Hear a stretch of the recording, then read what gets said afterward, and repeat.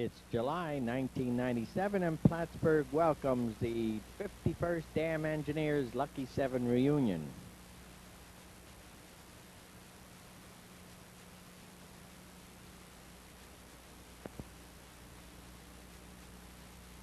The Juniper. It's Friday and the big day is coming.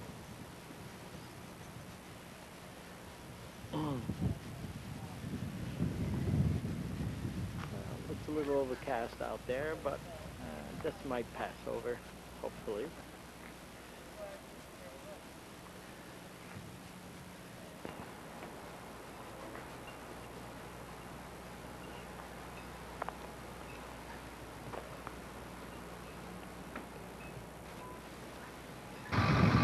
Well, the bus is here,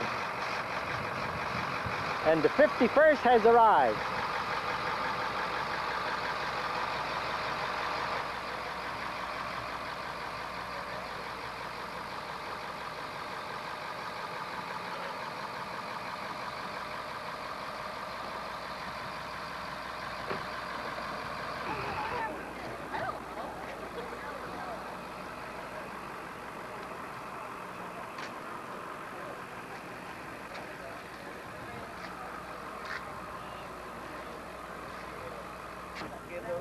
Now we've got the 51st walking the gangplank. Huh? Yeah, that's it. Ready for a good time, right? Yeah. This is a bridge we built, huh? Yes, that's the one, yes. I hope not. Yes, we certainly will be safe.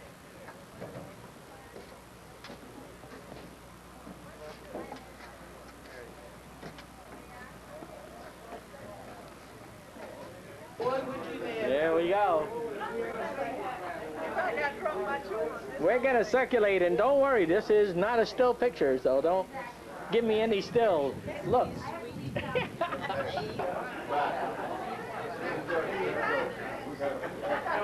Better get some backlight. Hey, this is Frank Lee, huh? Right. And Duncan? Carmichael. Carmichael, okay, and Marjorie Carmichael, good. And Nancy Lee. Nancy Lee. Hey, where'd she go? She was at this table. Bob, give us the names. Okay. Here you have Robert Mary June Boggs, B-O-G-G. I'm Ann Nelson. There. And you are? Marie Barrett, Frank's girlfriend. Oh, Frank's girlfriend. There. And Frank, there you are. This sharp dresser here, man. You can always tell there's always a sharp one in the crowd. Oh, he's got his name tag. There he is. Al. Ergano. I'm his wife, Jean. He follows me. Oh, I thought you were the girlfriend. He left the wife home and the girlfriend? Oh. And Chuck Crow and Winnie Crow. And Winnie. Nice to see you, Winnie. And Pat Fox here with Eugene, huh? Maxine Sawyer. Charles. Harry.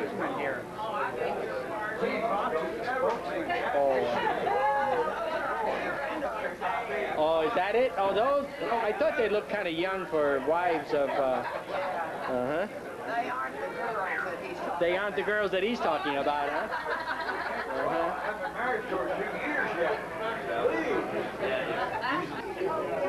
There we go. This is Dennis Honeycutt and his girlfriend Margaret, huh?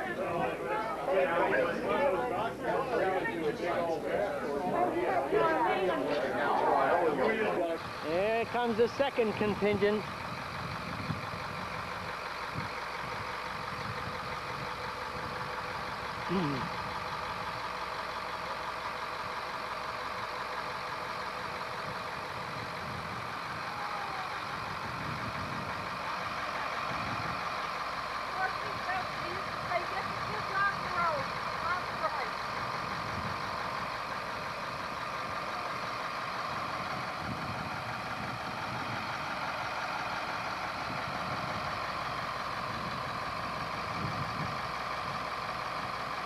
Well, the crowd that came before you has already started the party.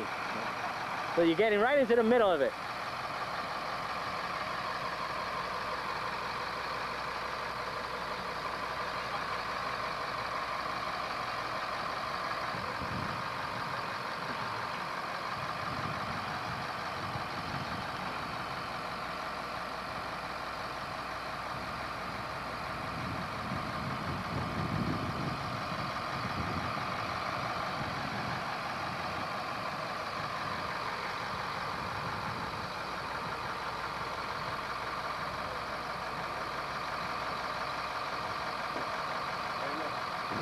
Notice what a nice quiet group we have. Won't be too long.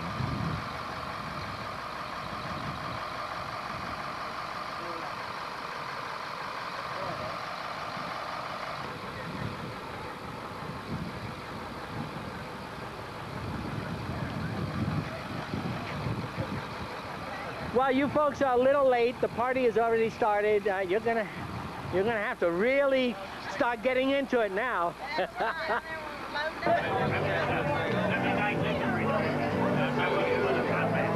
Well, now the crowd is here. Now we're gonna start.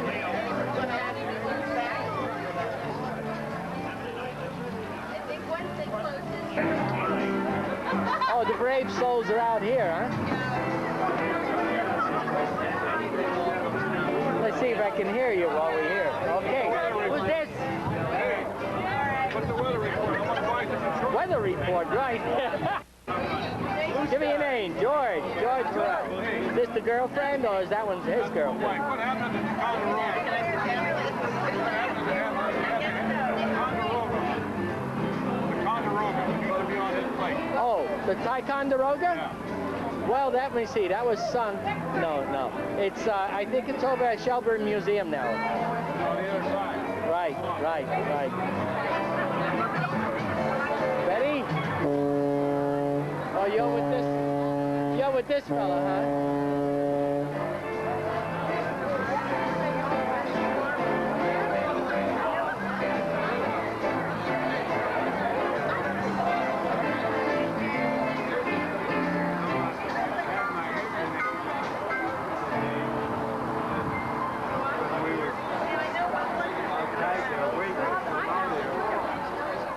It's going to be too hard to get the names now. So we'll just get the faces and we'll get the names later.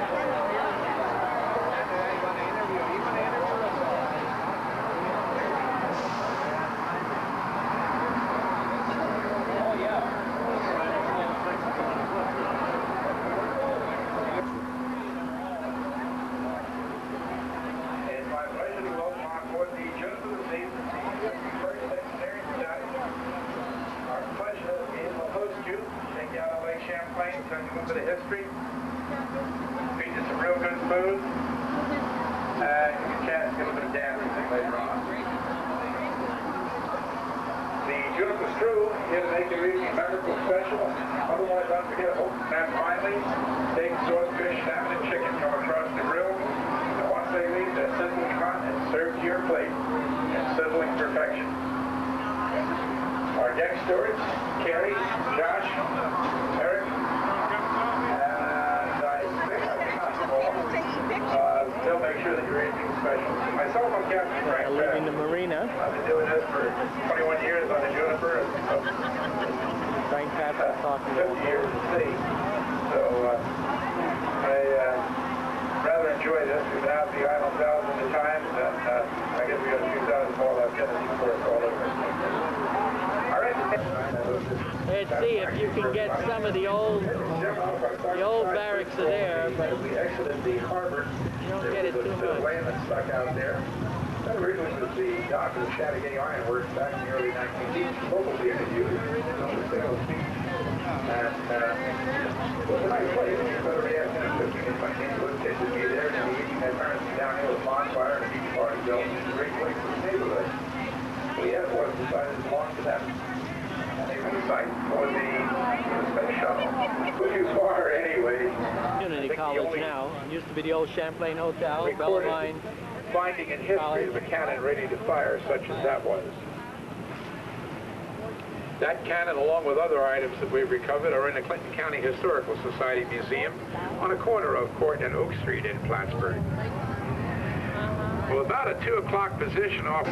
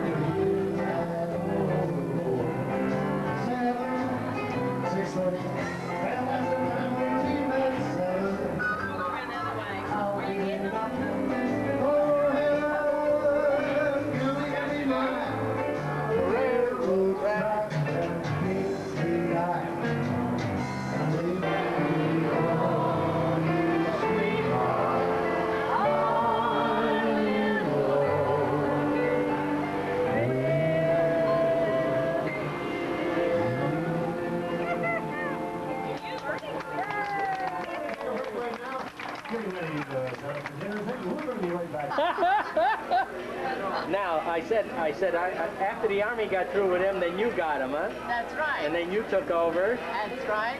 The Army got finished telling him what to do, then I took over telling him what to do. How many years out? I've been telling him for 51 years what to do. Oh, I guess so. That's long enough. The Army only had him for a few years, eh? That's right, yeah. He's lasted through me, so he's just I was discharged the 3rd of December, and we were married on the 26th. Uh-huh. Right down to here. Well, I'm glad to see you here in Plattsburgh anyway for this. introduced a wonderful son, Uh-huh. lovely daughter. Yes. Yeah. Uh-huh. They're just absolutely beautiful. And you brought them with you just to share in this. That's exactly right. You're enjoying the reunion with the other fellas, then you got to see. I've been in my group here, but I'm talking to all of the rest of them. That's good. Well, thank you. Appreciate it.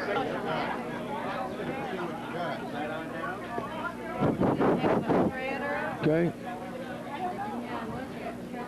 Okay, gentlemen. How do you like the chance to get together here in Plattsburgh? Great. It's absolutely great. You bet. Now, this is, how many reunions have you fellows had? Number 7, right here. Lucky 7. Lucky 7. This is the guy that gave it the name. Who's this fellow? That's Leonard Weil. He's a hell of a big shot down in Nashville, Tennessee. I'm telling you, whenever we anything, we call on him. Say hello, Leonard. Hello, Leonard.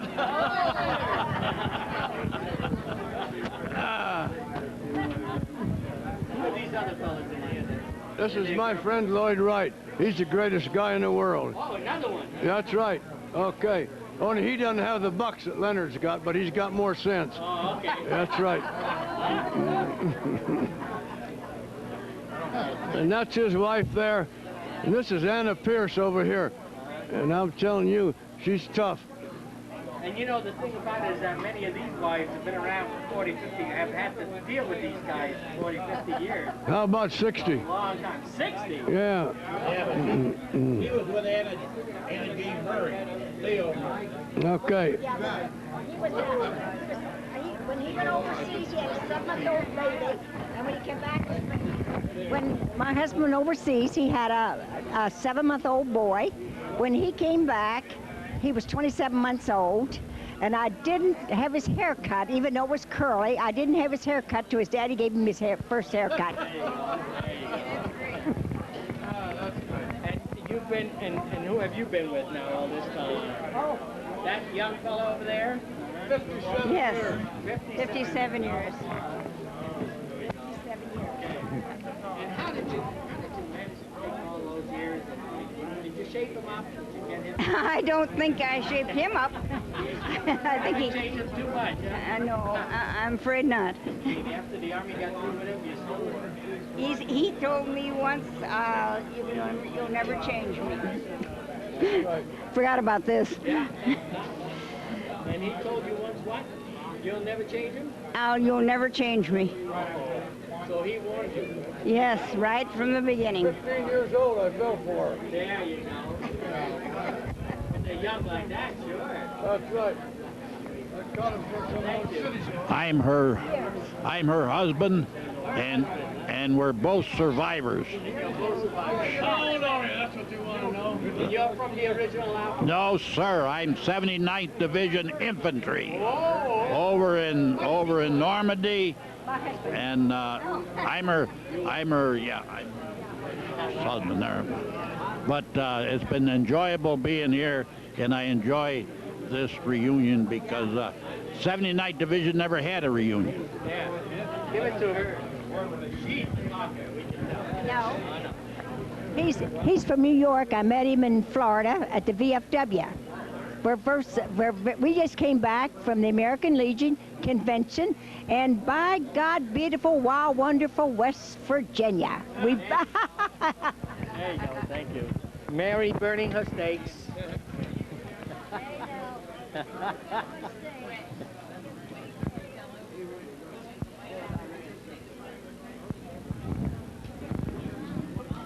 God, what a beautiful evening. Okay. Now let's see what we have.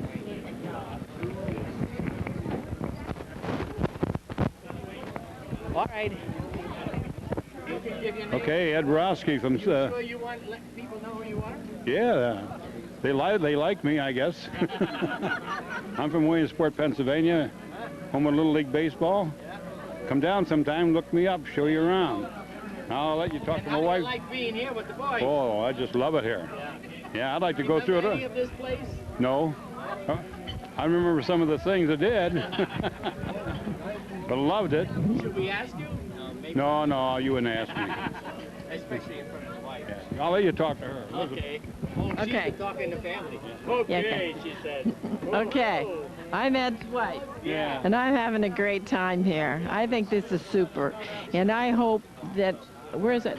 I hope they have the next one in Myrtle Beach. Oh, there you go. Good. Or whatever. We're going to be there. April, next May. Wherever. We're going to be there, Lord willing. Yeah. Oh, look over here. Away from the sun. There you go. Okay. I'm just Georgeville, Philadelphia, Pennsylvania, retired master carpenter, that's all. Were you part of this outfit then, back in the old... Oh yeah, I was born and bred right here in Plattsburgh's 51st. There you go. You know, right from day one, the inauguration 51st Regiment, and went right through, right back into Virginia when they came back after being heroes for 2 years over there. And this is splendiferous. I'm hoping to get up in that pilot house, where this water is my forte. Oh, well, then you got to talk to the captain. I already did. Oh, there you go. Yeah, I hope to help him cruise it back down. There you go. There you go. That's the way to do it. Thank you. Who's that fella? This is your first. Bill? Go ahead. My name's Bill Cupcella, Irish, and having a hell of a good time here. Oh, Like to see all the. 55 years. I'm related to my wife, so I'll let her take it over. We're real thrilled. We're real thrilled to be here. First time in 55 years, but it was always something happening. But we hope to make the next one. Thank you. I'm chaperoning these two kids. Oh, I don't blame you. Because I could see that they were... Their children said go. Sure. Go and check on them. So here I am. Thank you. I'm from Vestal, New York. Thank you. Well, as ordered, we managed to come up Lake Champlain, sunset for everyone to see and enjoy while we ate our supper.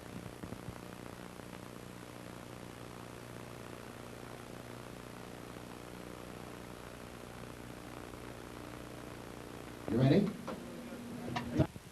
And then after dinner, it was time for games. You ready? Time to play Let's Make a Deal. The very first item I'm looking for this evening, I need a Band-Aid. Who has a Band-Aid? Show me the Band-Aid. Whoa, lady right over against the wall. With the dark hair and the glasses. There she is. Got the Band-Aid. She's got the Band-Aid. That way she doesn't have to. Right over against the wall. She's got it. She's looking at you. The Band-Aid. And we need a name, Herbie. All right. Herbie, what's her name? We have a winner. What's your Get her name? fight out here in this water. The captain told you all about it on the way out. 1854. Nope. Close. Yes, sir. Right there. The gentleman with the blue sweater. In 1814. You were there. Thank you. I'm in Pennsylvania, all right. Bob Myers, where are you from in Pennsylvania, Bob? Brooksville. I was born in Falls Creek. No, sir. Outside. If you haven't noticed, that moon is going to be a killer moon on the way back. We're going to scoot around the island and catch the sunset over the mountains, or at least the tail end of it. Okay. But it's going to be a good night for moon. I'm Charles Perry from Portsmouth, Virginia. I came to Plattsburgh in March of 1943 as a replacement for some of the men that had to be discharged because of the sickness due to the cold weather. And it's been a nice trip coming back up here to see the old friends from the times that we trained, and the men that we trained with and worked with throughout the whole time. Thank you. Thank you. What's your lovely companion there? Oh, okay. Go on to next. I'm Gene Fox, and I'm from Bartlesville, Oklahoma.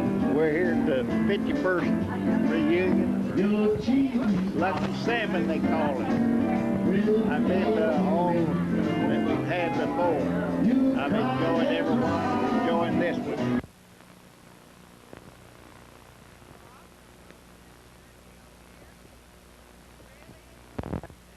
Thank you. I'm Laura Johnston from Montana. I'm surely enjoying this trip, and I like your boat. All the good food. I'm Floyd Johnston. I got here at Plattsburgh on Christmas morning, a lot of snow. 55 years later, I brought my wife back, and we're enjoying every bit of it. Right.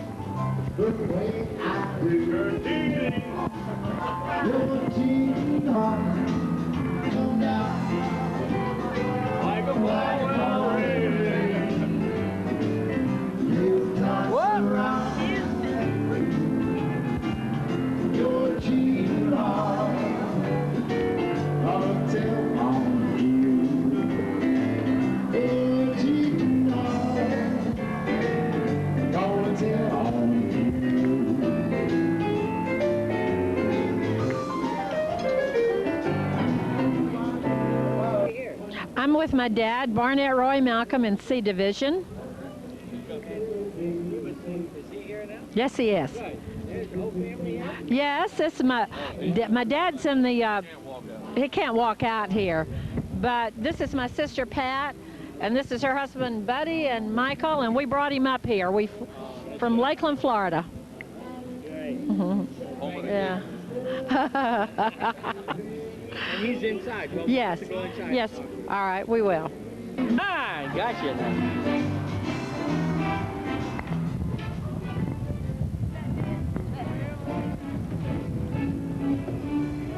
Enjoying the sunset in the Adirondacks.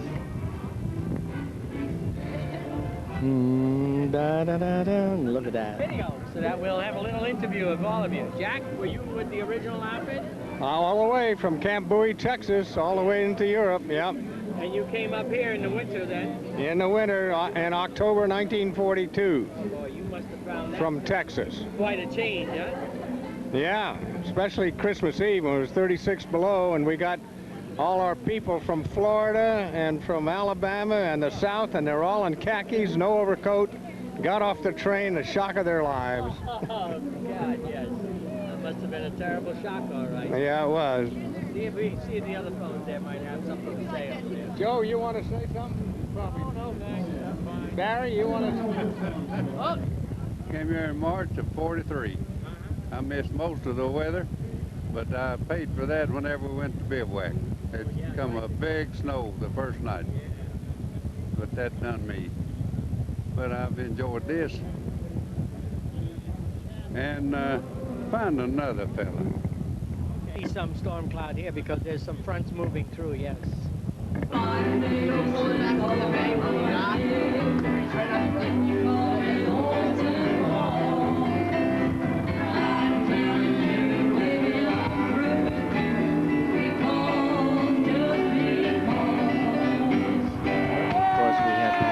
Karaoke. All right, honey, we ought to add you to the act every night.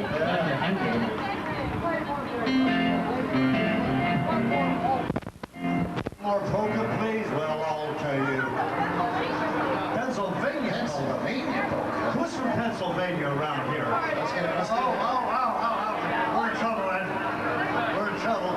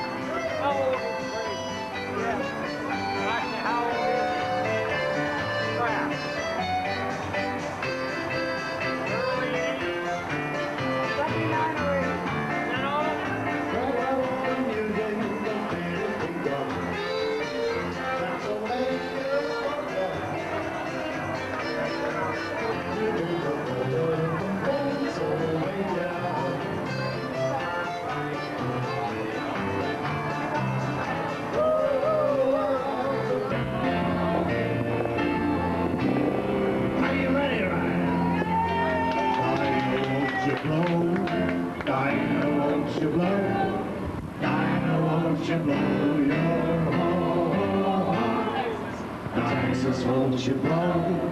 Texas, won't you blow? Texas, won't you blow your horn?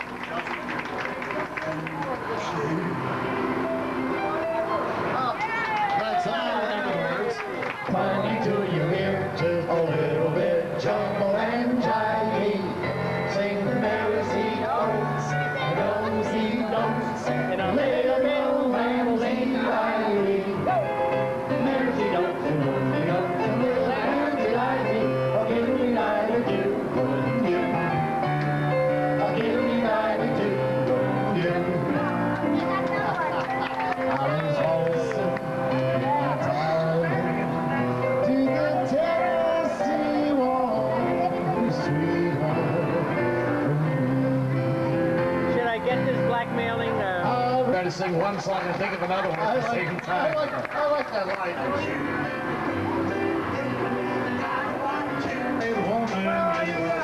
Good time and man. We're going up to G. Oh, yeah. Well, she's a good-hearted woman and really good time and man. Loves it, spotted, loves the sweet place. She don't understand.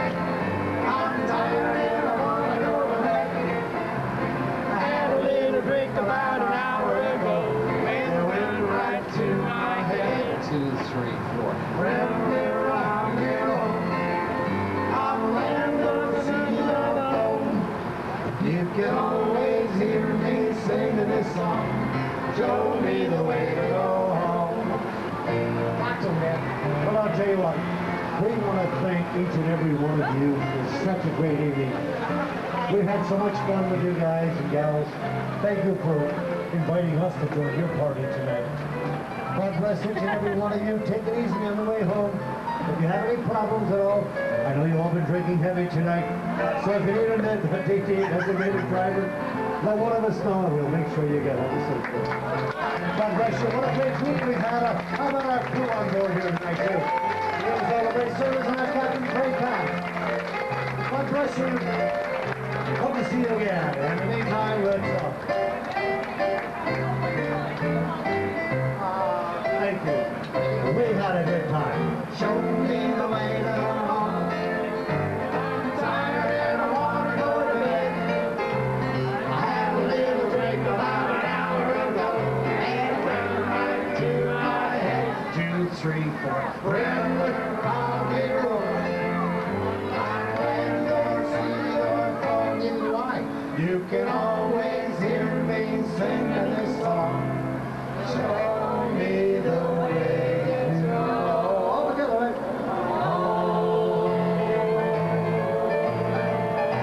Mighty 54th again. Thank you, folks. People from Pennsylvania, from Pennsylvania.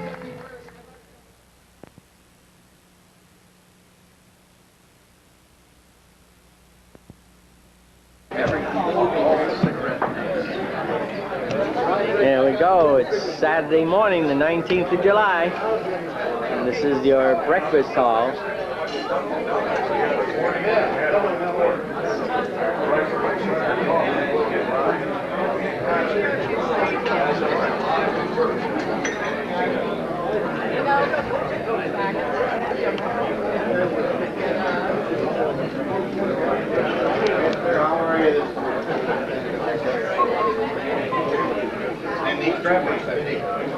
Okay, now we're going to go around the tables and see who's here.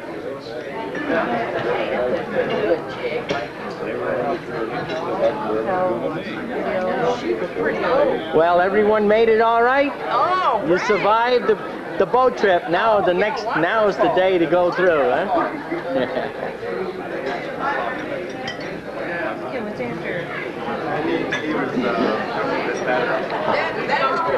How's breakfast today? Oh, delicious. Let me see if I can get this thing. But you wouldn't do that. Well, yes, we have. Those I'm saving those segments to be sent out by in brown envelopes. Yeah. You gotta make a living. Oh, this tape will be paid for 5,000 times when I get done, you know, because. How many hour tape is going to be about? At least 2 hours, but then I'm going to have. You had a good time last night, huh? You bet. Wait until today. Oh, there he is, the dancing man, man. There's Dancing Dan. Morning.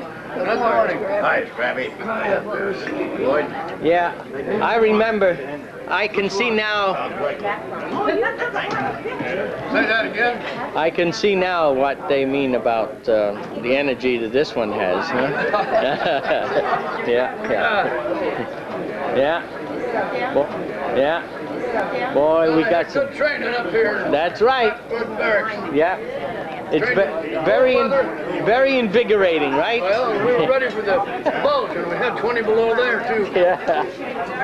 Well, now we'll get a chance to see where you guys lived there for a while out in the bivouac, huh?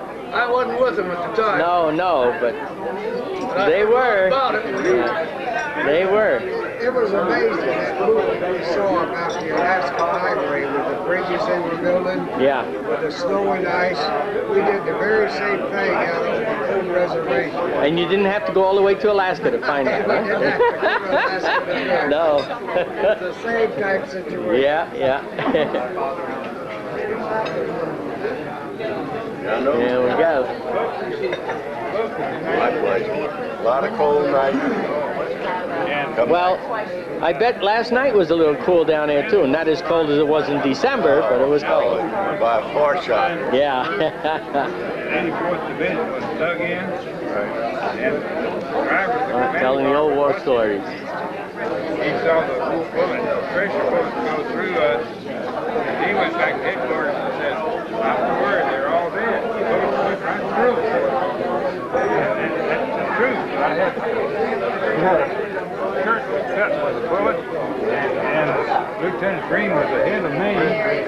Dick Green was ahead of me, and he had binoculars hung around his neck, and they were smashed by bullets. Those bullets were going between our bodies and didn't hit one of us.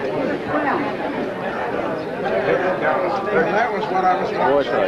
You were really on the Me again. I said that was what I was going to say.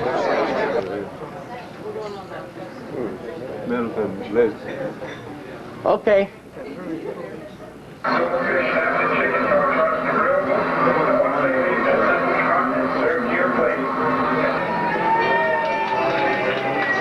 We're watching that. And here, enjoying some of the old photos. George Fish, I just found that out. Way back. Sitting there, I don't know who this guy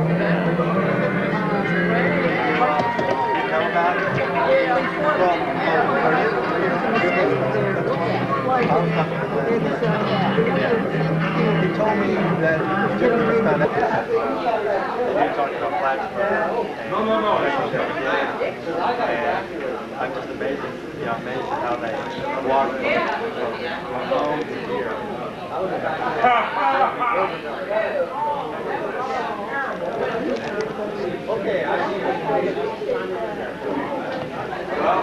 Getting ready for our little field trip. Hey, good morning. How are you?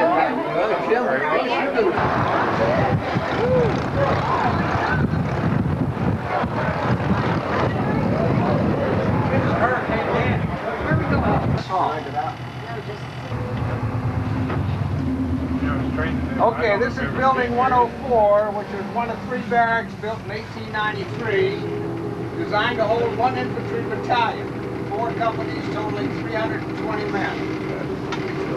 These barracks, which gave the military post its name Plattsburgh Barracks. Until 1960, it was spelled without an H. You know, when we were here, you didn't have an H on the end of Plattsburgh. Right. I remember. Oh, yeah, this is the old gate. All right, this is the gate then. Yeah. That used to be the main gate. Yeah. Okay. That's where we used to. Back as we could go right across the parade ground on the ice. The gate we went out had a little place on it. Well, this must have been. Well, this must have been. We never knew it was. We didn't think there was any dirt underneath the ice. And it's adjacent to what was then the main gate. So this is where the main gate was that we used. Yep. Right. This is. It was built to hold 70 prisoners. Did we ever fill it? Nah. No, I don't think we ever had Overnight.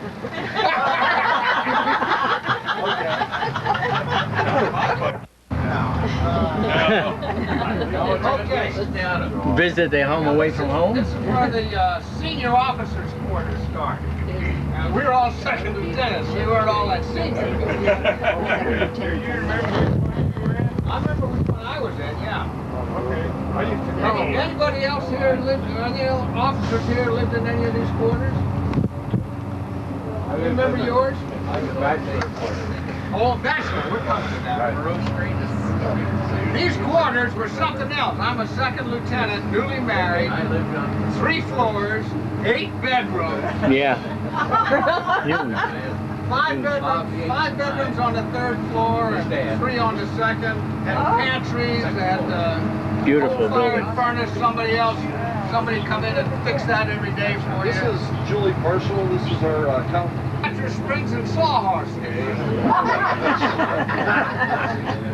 Hi, Bill. I'm part of what's called PART. It's a reuse agency to utilize the Instead of these quarters where I live.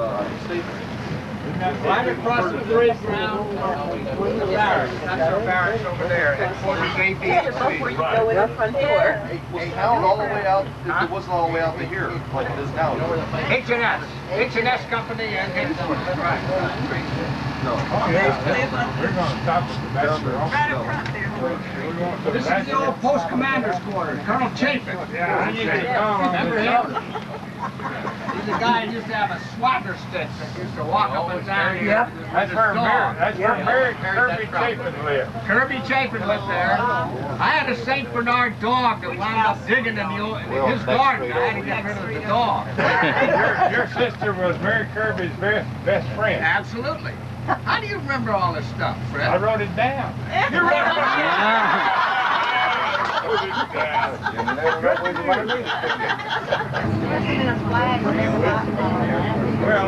Fred, here's the old BOQ. You and Laurie coached it, I suppose.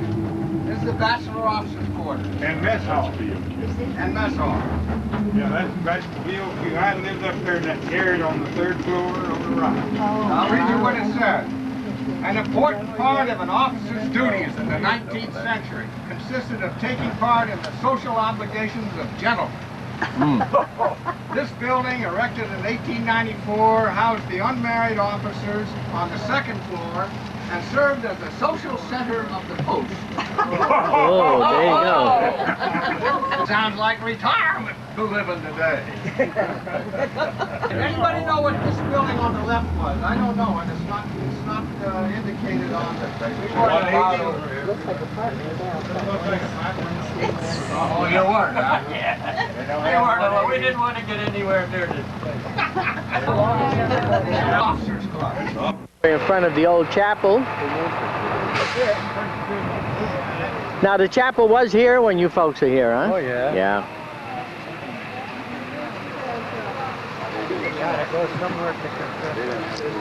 Yeah. I can understand that. Oh yeah, especially with this bunch, yeah.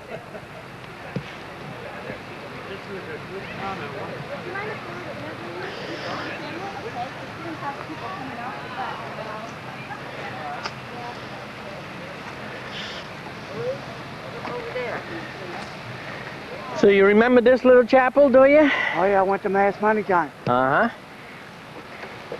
But out here and there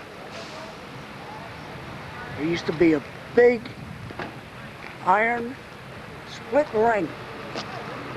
A what? There used to be a big steel ring out there somewhere. Uh-huh, out in the It parade. was about 5 feet in diameter, and it was used, I don't know, as a mess call, you know, a clatter ring. Oh, I see, okay. or whether it was emergency, and that's what I was looking for. Because I'm sitting in it. Oh. You know, and I wanted to get my picture again in it. I don't think it's out there now. Not there. No, no, no. I don't remember seeing anything there.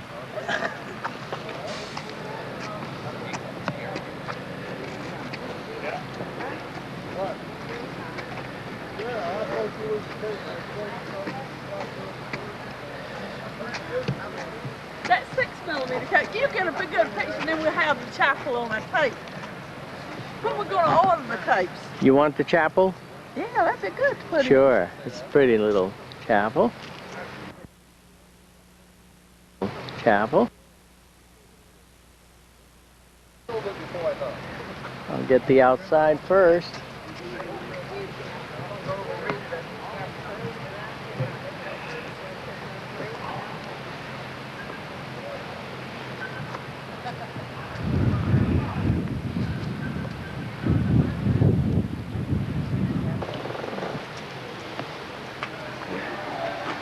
Whoops, I'm sorry. What were they like?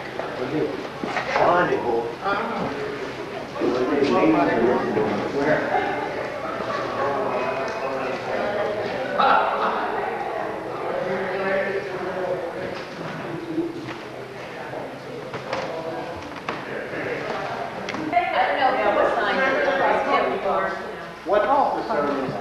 Nothing. I got rid of this finish first. But then you won't have anybody to preach to. That's the truth. Wait! Just stand. Nice little chapel. Very picturesque. And you were married in a chapel just like this, how long ago now? 57 years. 57 years ago, you said, yes. Wow. Territory of Hawaii. Oh, Didn't become a state until 1950. No, that's true. Yeah. That's true. Yeah.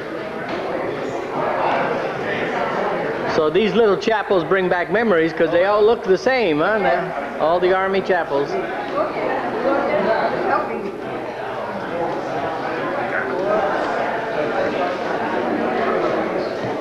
Paper and with TV.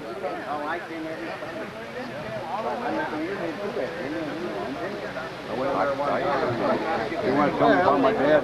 You have a ride. Too many trees in the way over there. Too many trees in the way over there.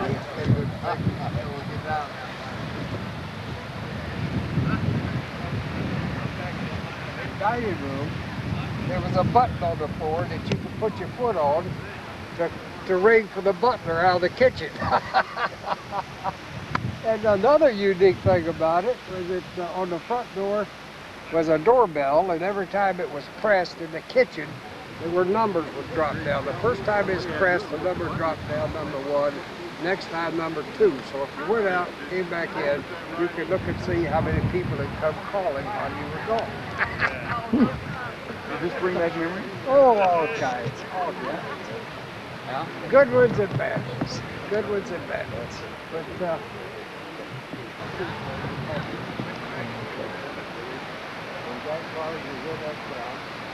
he was one of the West Porters for that. I got you. Ah, is that what you're doing? Yeah. Taking a picture of me, taking a picture of you, huh? Yeah. Well, this is homecoming, boy. This is great, huh? To bring back a lot of good memories? I want to get over the barracks. Oh, well, then we should talk to somebody about getting into those barracks then, I don't yes. know why they just stopped there. They just stopped Well, right over because this was just to give people the chance to get interviewed in that, you know, one place. And a lot of people were interested in the chapel, so. But Tell you, when let's we see if we landed can talk them into going. This is all ice. You know? Now then you have the PX, the gym, the bowling alley, the movie theater. Then Oh, so you. and then you get over there, that's where the 238th was. Originally when we stopped here, it was a regiment. It was all 51st Engineer. That's the regiment. Would you think it'd be better to walk over there instead of having everybody climb Yeah. on and off? Well, they want to walk. I think this is a major stop for them. So what, you were upstairs, you say, huh? This is where the captain was, right here. His office. That's Floyd Wright's platoon was right in there. First platoon. And there's the mess hall. Yeah. No, the bottom was Oh, the mess hall was the mess hall downstairs. Mess hall all the way along. Yep. Oh, there we go. Good. Of course, it wasn't as dirty as this. Oh, your bed's not up there. Your cot's not up there. This was his building. Yeah. Were you upstairs, Robert? Were these rooms basically the way they were then? Pardon? Were the rooms about the same? No, we was all in one room. Oh, it was all open then. These were really barracks, open barracks. I see. And now they were used for offices and that. Come through there. And when the guys got sick, you put a shelter hat in. Give my weekend pass. Yeah, that's right. This was the officers' room. This was the officer of the day. Officer of the day. And everybody stayed, you know, it was the orderly room. The orderly room, that's what it was, yeah.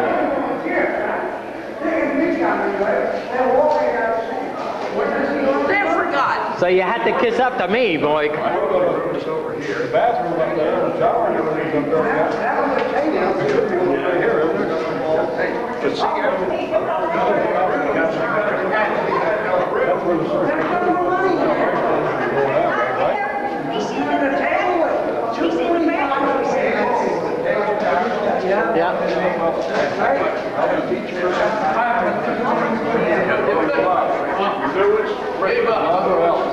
Hi.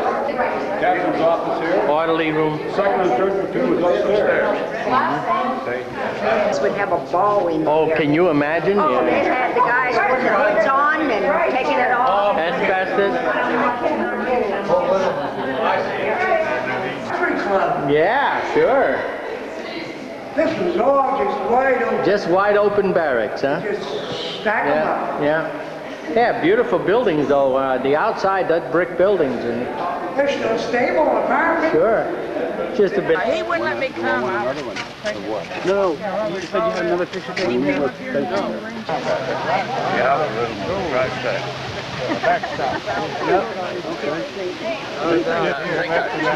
I'm just trying to picture. And I had a room in the right-hand garret, third floor of the bachelor's office quarters. And Baldwin, did you know Baldwin? I know who he is, yeah. Thanks, sir. All right. Tell him about that one man telling that What? Two. Second platoon, probably. A lot of reminiscing going on right now. Yeah.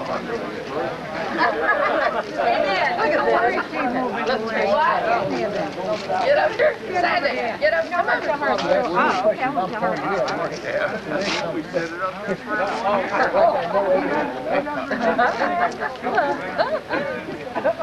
Neither did Robert.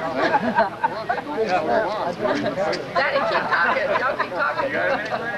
A few of them. Yeah. It's Did you? warmer now. It's warmer, much. Well, maybe not as much as some people would like it to be between December and now.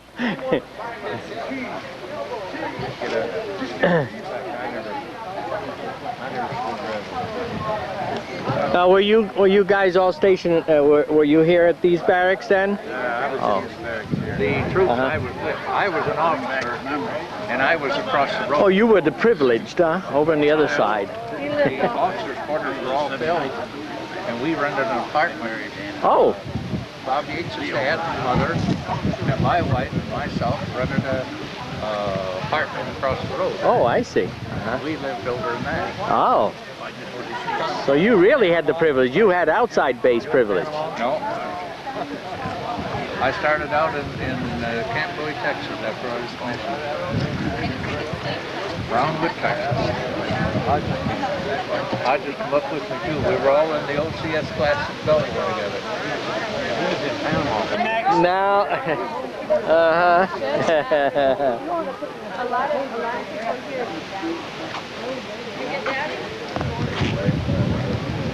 One of the survivors from Pearl Harbor, from the European theater. Schrock, huh? What was your rank? At the when I was here? Yes. When I was here, I was captain. Captain. Yeah. And I got my colonel's thing when I went over. I went over in detail to France. Yeah, so you were in both theaters. I was drafted into this man's army. I had to go where they sent me. They drafted me for 1 year. I was 63 and a half months. Oh my. Oh God. Doesn't seem possible, huh? Great place. At that time, what were you? You were in the war, and that was it. You were in the middle. You were in the middle. And you were at Pearl Harbor, at Schofield Barracks. That's right. When the attack came. That's exactly right. You came through that, and then you came over here, and then you end up at Battle of the Bulge on this side. And you survived that one. I went all the way to Berlin. To Berlin? Yeah. Wow. That's where I ended up in Berlin. So you really got to see history. That's right. Really, and you got to be part of it. That's the whole thing. Of course, we had all the battle in the Ardennes. And on in, then we went across Belgium. And of course, that was they got drunk and rolled that in here one night. I don't know. That was an ordeal when that happened. Yeah. But hey, you were in the army. Great place. That's right. You did what you did. You had a feat like for your own tail too. Well, thank you. No. Did our regimental sergeant major live in there? Maybe the post sergeant major lived in there. I'm trying to remember his name. I remember him, but I don't remember his name. Now, why is it that he would have the privilege of having his own little house? Well, he's the top. He was. He ranks us officers. This was run by General Chapin in here. We were outsiders. We were an engineer outfit. Okay. We were infringing on his territory. Oh, so that was his home? Yeah. That was. Chapin stayed. Sergeant Major's. Yeah. That's the post hospital. The first building over there in that row. Yeah. Was General Chapin. He was a cavalry officer. That's the old post hospital. And the next building is the first of the 238th barracks. The second one burned down, but this is where they went. This is where we'll be going into battle. Oh, okay. Okay, this you guys want to go? Get out and walk around and kick around. This is it. This is the only thing you're gonna This is the only thing you'll recognize. If you want to get out, we're just gonna be here a few minutes. Well, might as well get out now. You took this long ride. Yeah.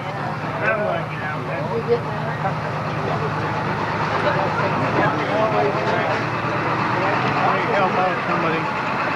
Right up there.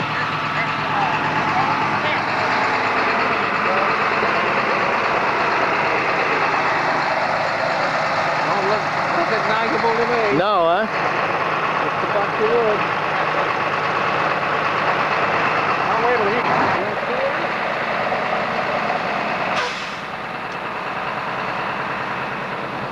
How do you get in there? You gotta get out the road?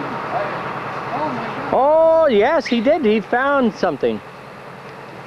There.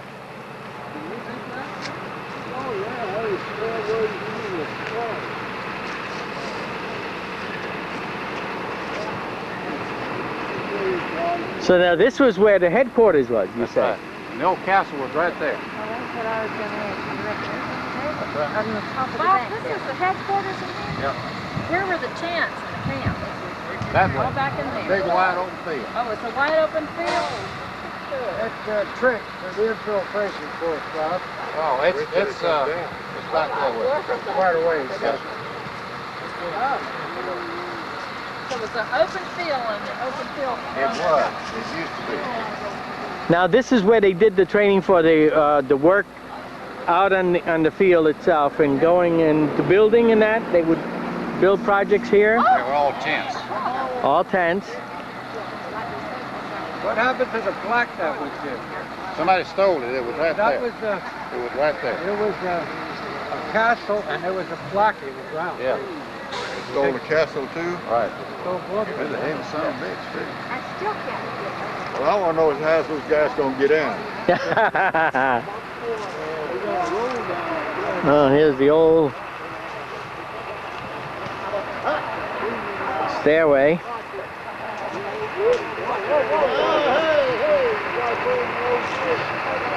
Boys are going into the woods, see if they can find the field where the tents were.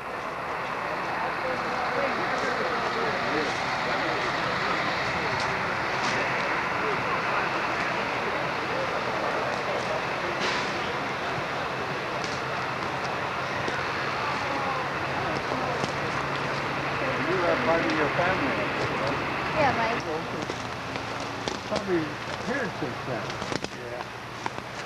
This may have been, is this a theater? We make sort of a theater, somebody said. This looks like it would be it. It is the brick that I hear. Yeah. It's not natural. But it fits into the history. Where the roof to get the brick over there. We know that up here. On the other side is where the gravel.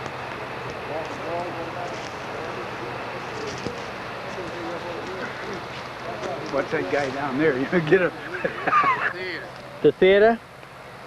They have classes and stuff like that. Right. It's the way other than it's the train down there too. Henry, he was our motor officer. I bet he'd know what we'll take it back down to him. I wanted to tell something about your dad. Everybody talked about her chewing out of breath. Our battalion commander, Reef Snyder, everybody hated his guts, the one we had before Fraser, or before Scrappy. I wasn't that close to the battalion commander. I was a platoon leader, so I never had any problems with him. The only thing I remember of problems is that one night when we was in the bivouac area, which was off down here someplace, just over the hill to the lake. Major Reef Snyder wasn't satisfied with the way the companies were building floating bridges. And he told Major Yates to get all the officers and take them down there after supper one night and build that damn bridge, so at least the officers would know how to do it. And so your dad got us all together, and we left the area in a group, and went down to the edge of the water and laid down on these needles under these pine trees. And we laid there and we told stories and jokes for about 2 hours. That is just good. And then old Yates got up. Were you in on this? You remember? I remember it now. I remember the lake. Yates got up and says, "Well, you think you fellas know how to build this damn bridge now?" We all said, "Yes, sir." He says, "Well, let's go back to the bridge." We didn't build a bridge enough. We just laid there on the pine tree. You know, they leftover spoon, huh? We didn't have plastic then. We never had plastic. No. The only thing I remember about Reef Snyder, except he was a sloppy-looking soldier. I know that. There was no soldier to him. I want Henry to see. Well, they got to bring the souvenir over there to see you. So there's no field left where the bivouacking was, huh? No, it's all built. That's it. It's all covered now with trees and whatever. Well, we only had about 4 or 5 vehicles we brought out here. We never brought the whole fleet You out remember here. one of our last training exercises, the 238th dug in on the mountain about 20 miles in. And the 51st was on the south side of the lake. And it was a night tactical maneuver. The 51st was to build a bridge, cross the lake, hike the 15 miles, and take the mountain with the 238 held up here. Do you remember that? Yeah. No, I don't remember. Yeah, I do. You remember that? We froze our butts off for about 3 nights out here. You remember? On attacking that third mountain. It was an infantry operation. The 238 dug in up there and us attacking. We put a footbridge across the lake to get across, and rubber boats. Yeah, I don't. I wish I had total recall. We woke up one morning And it got cold during the night. Not this And one place. guy, he remember managed to get out, and he got over the tree on each side. And Was I standing remember Colonel Anderson. I got cold. I remember one of those tactical problems that we laid on a rock pile all night, slept because it was so wet and everything, and we froze to death and stayed there all night in the raincoats trying to cover up and rain and all. We were tough guys. We weren't tough, but we had to take it. But then remember, you got ready for the big one out there in Brussels in Germany. And you needed that training. You needed that. When we got it near Montel, near the Battle of the Bulge, there's when it. We got in that big snowstorm. That's when it paid off, huh? All that training in the cold. You know, the 40-mile front that we held off on the Orth River and its surroundings, we were relieved by elements of 5 divisions. One little old engineer battalion. Yeah. 1 British division and 4 American divisions took over the area that we had held off the Germans. I had a classmate that wrote in and said, "Oh, you couldn't have done that." I said, "God damn it, were you there?" Lieutenant Commander, Bruce Snyder. Oh, I'm not going down the steps.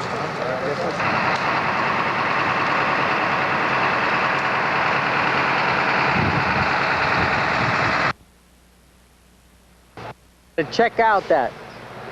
Did you recognize any of that? He's going to find out right now. Oh, okay. Yeah.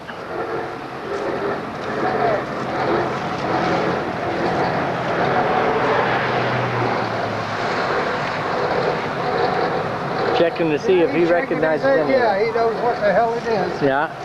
We'll throw it over here and find out. Did you bring it in for? A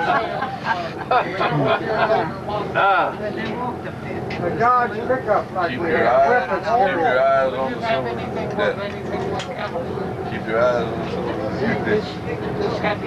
silver.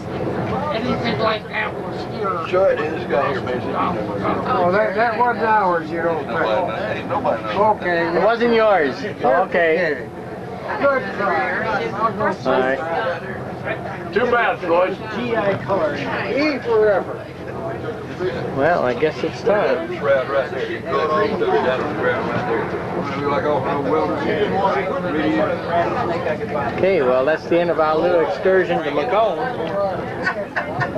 Oh, he froze and said. Oh, she said it was. Listen. You missed the fun here in Plattsburgh and you went to England. You made up for it in England and Germany and all that. And Tom, were you here? Oh, yeah. Yeah, never came back here. You remember the marches out here? Did you come out here in the winter? I missed most of the marches because I drove supply truck with all the grub and everything. You were one of the privileged few that did the driving up rather than the walking up. I drove the supply officer out this way. Yeah. I know you used to envy them. You don't pay the much.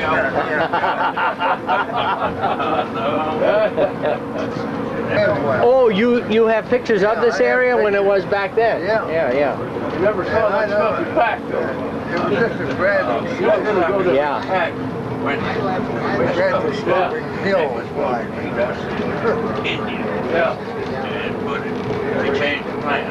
Well, of course, a lot of this has grown. You know, all these trees have been put in here. It has grown up. Made into a reservation.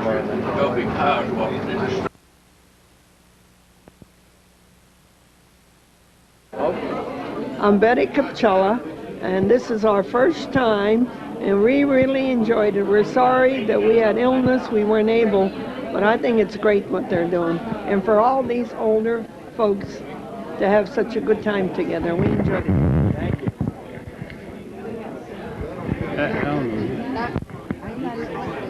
Bill, Just say hi. I'm coming back next year. I don't know whether 2 years.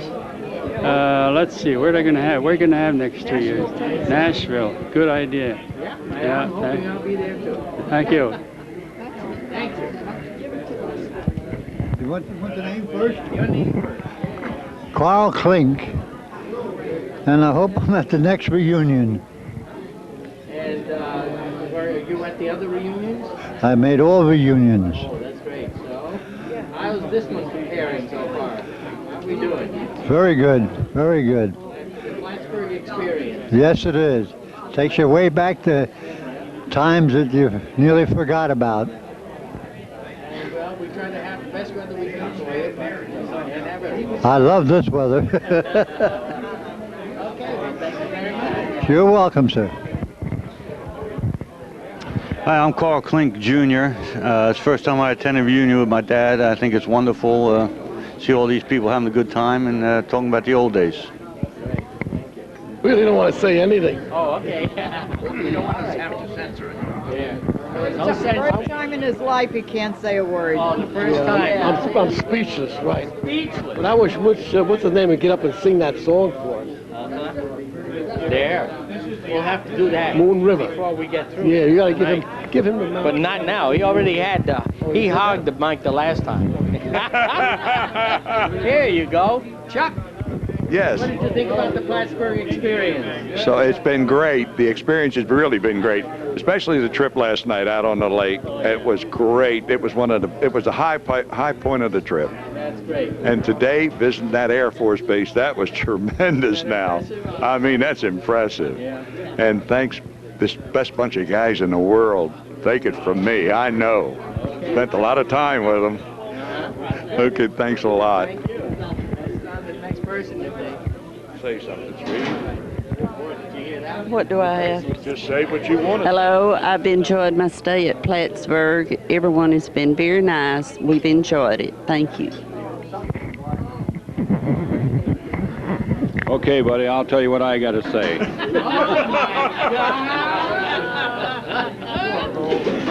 No, everybody, I think, was looking forward to coming to back to Plattsburgh. And I tell you, none of us disappointed. And you can see here, this is a good family atmosphere. Everybody loves one another and they get along well. Best organized one we've been to yet. Last night on the boat, you couldn't beat it. And I'll tell you, it was really fantastic. You guys did a real good job. Now, that's all I'm going to say. When you come up to Pennsylvania, I'll take you to Penn State football game with me. I couldn't say anything more. Everything was terrific. Oh, by the way, let us know. Who are you? I'm Borowski. You all right? I'm Audrey Schroff from Middletown, Ohio. I have enjoyed this trip tremendously. I'm like the rest of them. Last night boat trip was something outstanding. And I think that the Yateses of the and everything that they had, they come through with flying colors for this convention or reunion. Cliff Straw. I'm really elated to be with the group here today, and it's been tremendous, and I think Bob Yates has done a wonderful job coordinating this reunion. I probably cover 6 reunions a year, and this is one that I always have looked forward to coming to. We won't make you say anything. Okay. No, this is Think about your Plattsburgh experience, both before and 1940 now. well, I'd have never believed Macomb Reservation showed up like it did. I can remember a big open field up there where we kicked the football around, or I got there I was down in Kentucky going to school, and I got up there and they were kicking the football, but I know they played baseball or softball, so what? You can do that now, there. No, what? Well, you know. After 55 years, the tree has a right to grow. I know. So that's about all I have to say. But this was wonderful coming up here. Glad you had a chance to come out. Yes. Let's Bob. Bob. Yes, Bob. Well, I'd like to say... Name and address. Name. My name is Bob Meyer, Headquarters and Service Company. I'd like to say a little about Plattsburgh. I come from Pennsylvania and I thought it was cold there. But when I got out of that train in 1942 up here in Plattsburgh, I stepped off the train and I had snow clear up to my you-know-what. As a matter of fact, it was 2 below. And We had an A bag and a B bag, and we dragged that all the way up into the camp. When we got into camp, it wasn't enough. They disrobed us and started to give us pills, and everybody got the flu. And I was hoping to God that I never got the flu again as long as I lived. But I see that much has changed up here in Plattsburgh since then, and I'm happy to see that, and I'm happy to see all my old friends here again, and I thank you very much for giving me this opportunity.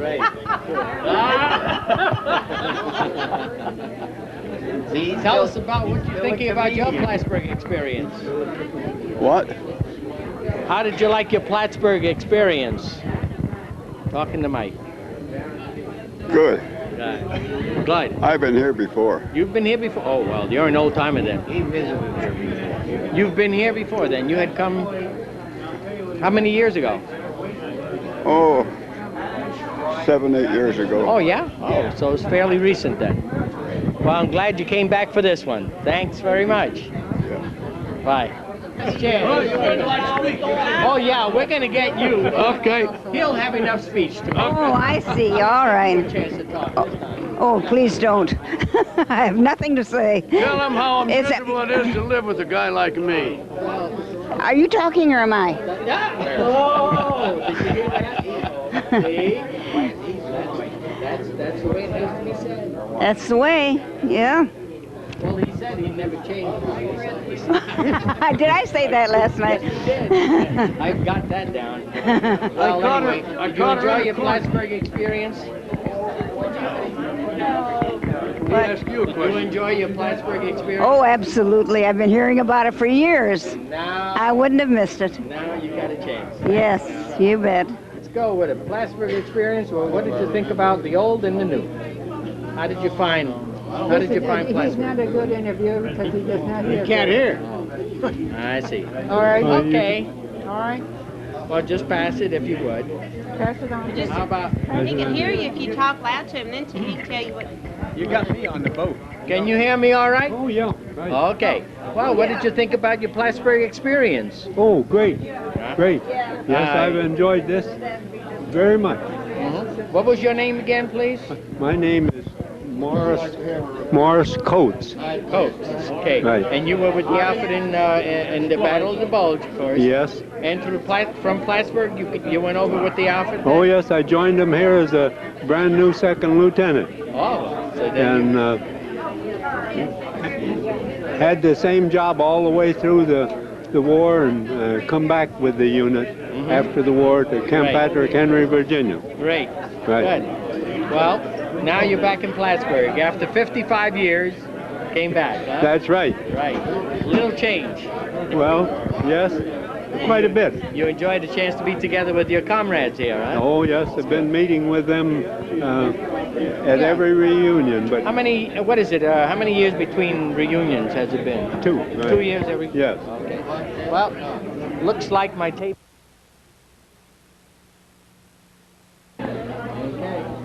Our last, getting ready for dinner together.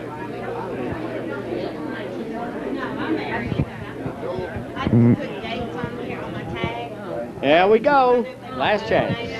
Pete, what do you think about your Plattsburgh experience? Before and after. Horrid. I'm just glad to see all these guys here and still alive. They're wonderful. They're wonderful people. Especially Frank here. Oh, especially Frank. Oh. And Nancy. And Jean. And Carmichael's and Frank and Marie. Frank and Marie. What is it you want to know? Your last chance to say something, whatever. Nice. Just don't. I want nice or ugly. No. I want to tell you about the scariest experience I had in Plattsburgh. Bull Yates marched us all out on ice with the whole regiment. Trucks, jeeps, men, everything out on the ice. We had a regimental formation. Out on the lake. On the lake, on the ice.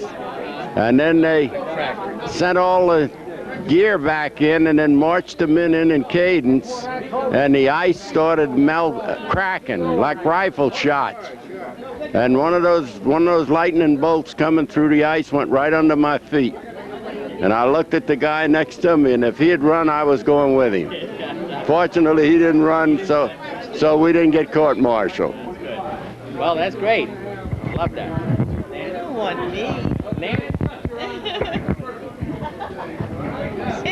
It's great just to see everybody, and we hope we're together in 2 more years. Okay?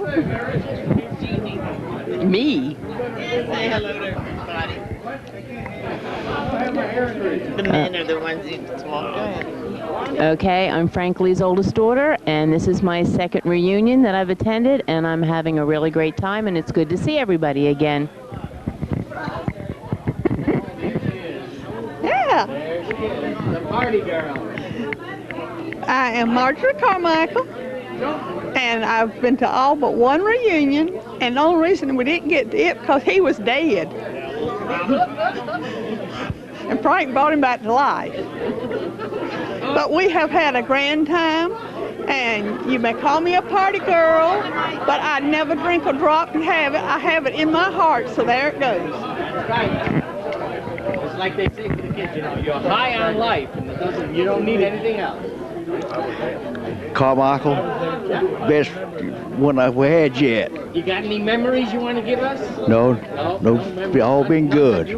All been good. Okay, great.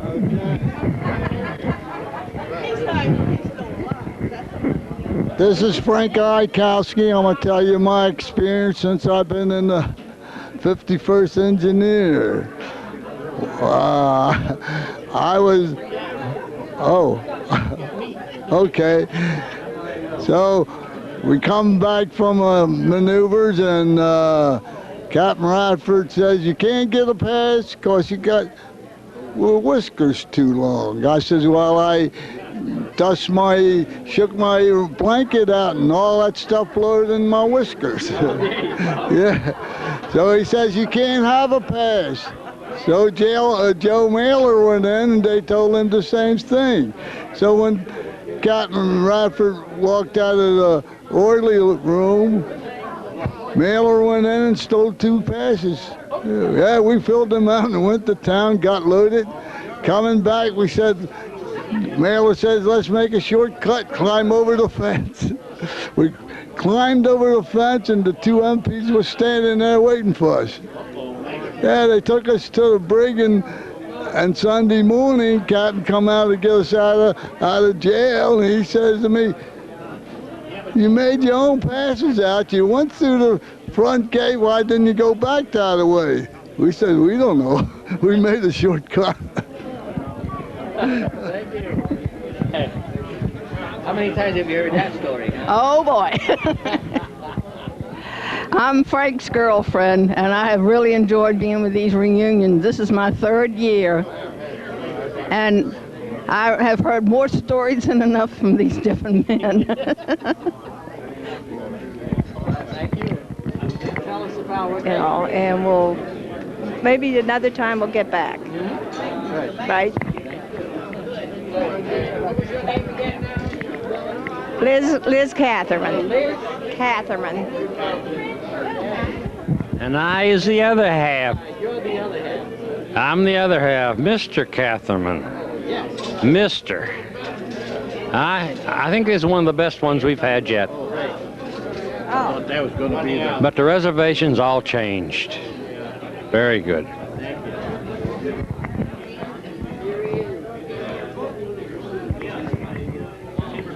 Thank you. Are you? Yes. You're right. What do you want me? What do you want me to say? You can say hello, goodbye, and whatever. Hello. The last chance before we end up. Oh well. Okay. I'm glad that I came up today, and I'm glad I went on the tour, and I'm glad I had this gentleman to tell me about what it's like and the barracks and everything, that what it was like and how it's changed. So. Had a speech from this fella. My name is June Boggs. I am the widow of Alvin Boggs, who was a member of this group. And I am enjoying this immensely. Very much. Looks like you were having a good time. I had, oh, now listen, let's don't talk about that. That was a wonderful time. Oh, I enjoyed it. I really did. There you go.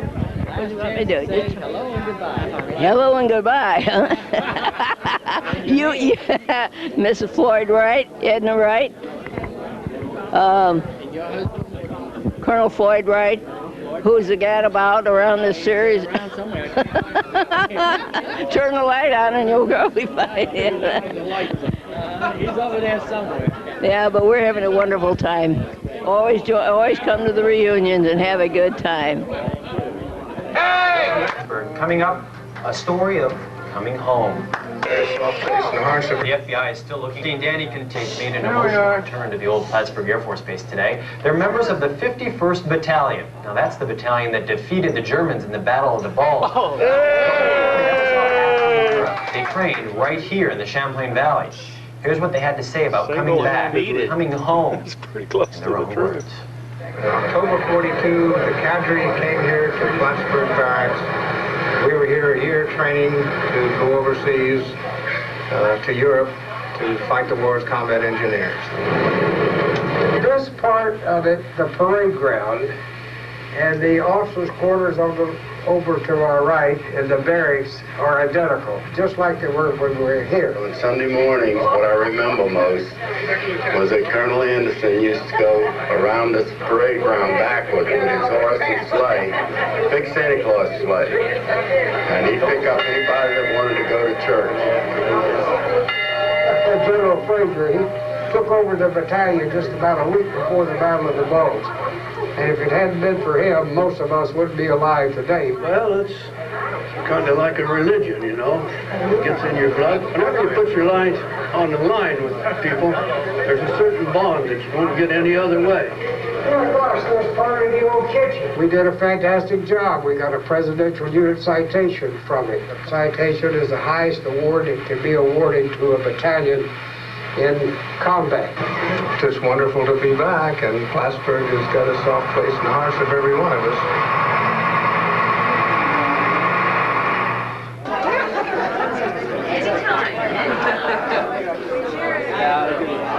Barbecue ribs, chicken, corn. Come on. Oh, I see.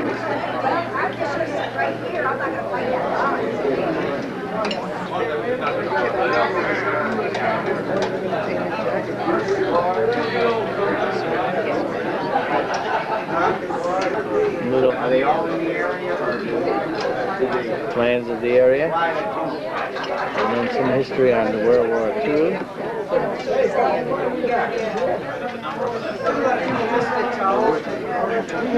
Welcome, 51st Engineers. Lucky 7 reunion.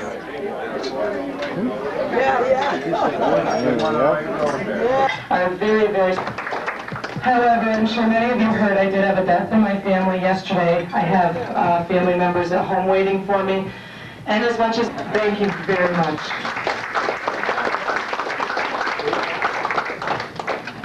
I was going to say something about Tammy, but she's leaving. This is a great guy. This is Tammy Frisk, and she did it all.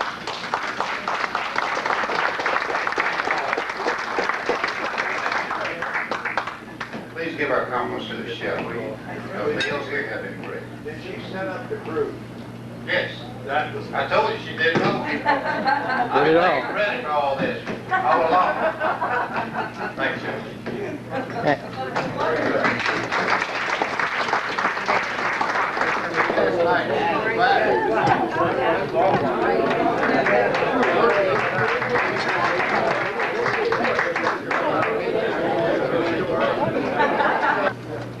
Damn right, and I just like ducking. I'm doing whatever for a staff meeting before I came down here, and I got it all changed. I got all changed around that staff meeting. Would you ask them back? I mean, is anybody here that didn't give me their names and so forth? To Leonard Weil,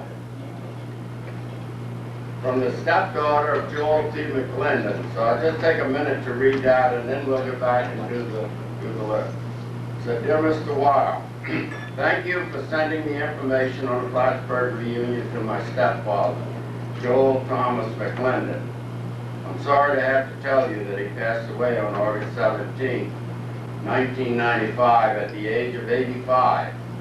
He was buried in Wadesboro, North Carolina with military rights. Says, oh, how he would have loved this reunion. He always talked about going back to Plattsburgh. He will be with you in spirit. Of that I'm certain. His days in the military with the 51st Engineer Combat Battalion was such a special part of his life.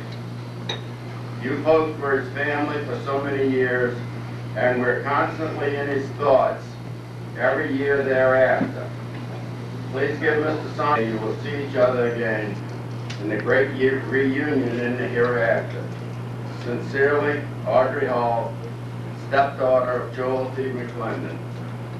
I thought that was worth reading. Yeah, very nice. Now, we can do things. This is a list of all of the members who have passed away since the last reunion. James E. Ball, Sr., Company C. Hey, Chuck, could we stand? If you wish. Yeah, let's all stand. And then following the reading, we'll observe a moment of silence. James E. Ball, Sr., Company C. Donald A. Bonifay, Company A. Here. William B. Burnett, Company C. William S. Cundiff, Company C. William H. Ferguson, Company A.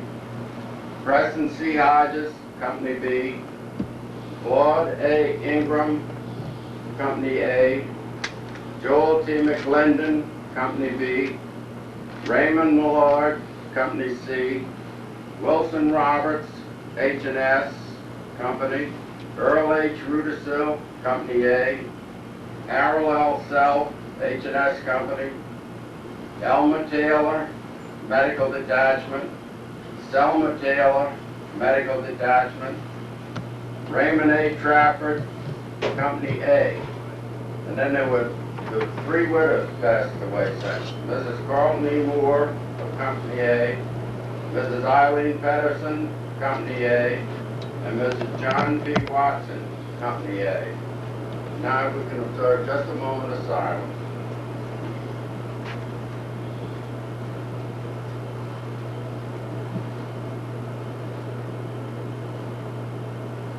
Thank you very much.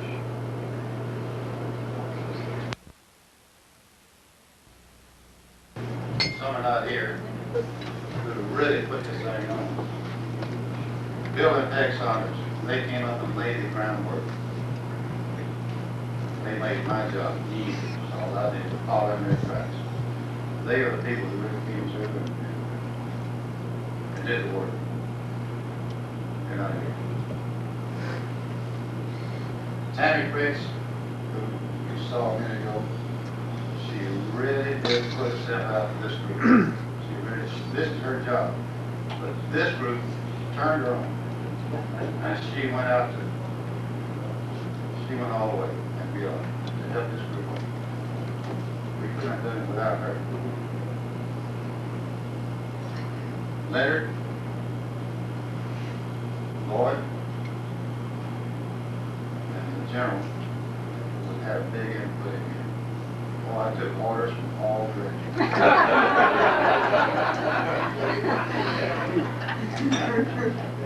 I want to turn this over to Frank Floyd in just a minute. But first, I better tell you a little bit about these people up in upstate New York. Boy. One at the station I was pulled out here. Kim. Another daughter. Pulled out, and you know this fat group. Waiting. And finally, I scooted out. I heard the traffic squealing. I turned over to the red light, got in the right-hand lane, and this heavy woman, big woman, and she was fat. Pulled up beside me, rolled her window down, and she went beep, beep, beep. She said, beep, beep. I told her what. I said, damn Yankees. I rolled my window down, and I went beep, beep, beep. I said, hold. The red light changed, I turned the corner, the one said, look out, look out. And I run over a 300-pound pig.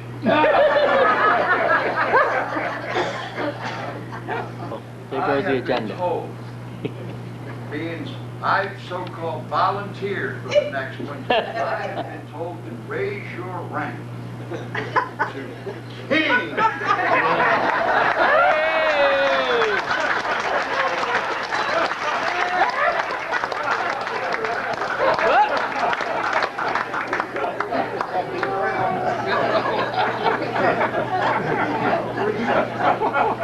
There you go.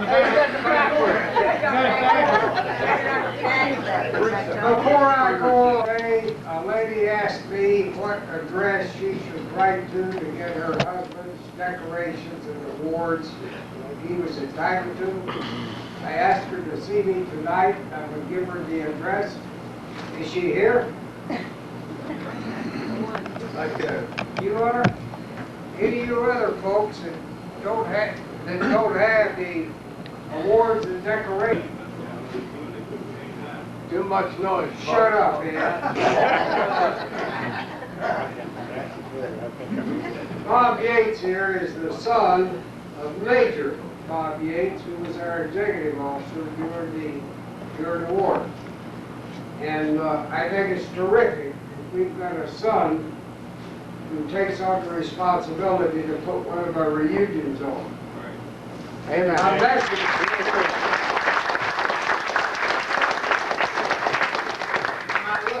message should be very clear. We're getting so damn old and senile, we're not able to do it ourselves, and I hope that we have support, sons and grandsons and daughters that'll step up and we can carry on with this thing from now to eternity, as far as I'm concerned. You know that Bob is the son of Major Yates. And also a veteran of Plattsburgh. And he, when we were here in Plattsburgh, he was a 12-year-old kid, running around on Macomb Reservation, around here, working in the PX out at Macomb Reservation. So he knows everything that we know about this place. Hope not. And in case you didn't get the message, the last time I talked to you, I said we were going to have a get-together to decide about the next reunion. And we did. And we decided with the group that was there that it would be in Nashville, Tennessee. It would be in 1999. And that Chuck Croy, stand up, Chuck. Is going to be in charge of it. And Leonard Wall, Leonard. Stand up, Leonard. Stand up, Leonard. Up.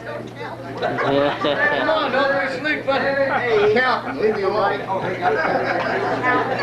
Leonard's going to help you. And as usual, Frank Lee, stand up.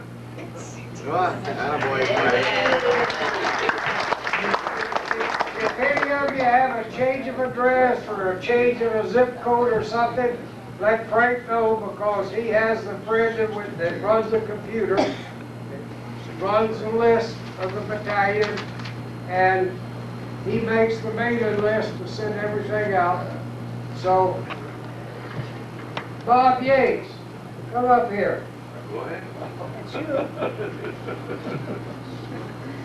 Now, what I'm going to do, each one of these three guys, like the other folks down in Branson, I'm going to make them a chef of engineers. Y'all see that? I'm a chef of engineers. I want you to notice that's a 5-star chef of engineers, too. And we're going to make old Floyd Johnson, because he's been very instrumental in a lot of our reunions and chasing down the flags and all that stuff. Takes pictures, too. And of course, Leonard Weil has never done a damn thing, so he's really not entitled to this. But just because he's a good friend of mine, I want to make him a chef of engineers. And I'll tell you what, We've got one left. We've got one left, and I'm going to mail that to Bill Saunders. Is that right?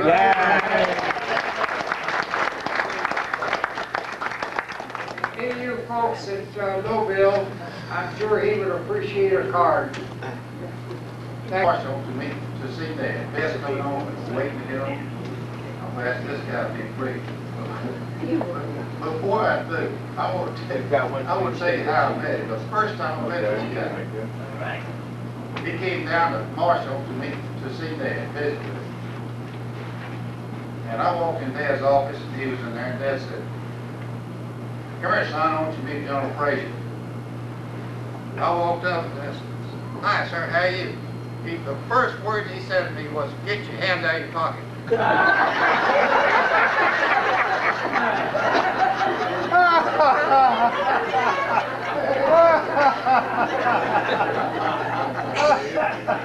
That's the truth, sir.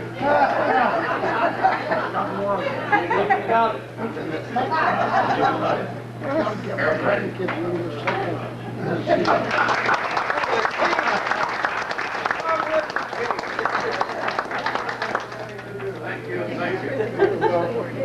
Yeah. I just been in the bathroom and I looked down and I saw I didn't have my name tag. I said, "Oh Jesus, I hope I didn't lose that down there in the red light district last night." Hope you didn't lose it down in the red light district. I want to tell you that this is one of the great gangs, one of the great reunions. This is the finest group of people I've ever seen in my life, except when I stood alone in the Hall of Mirrors at Versailles. That's a joke. In the Hall of Mirrors, everybody looks after you, it's the same guy.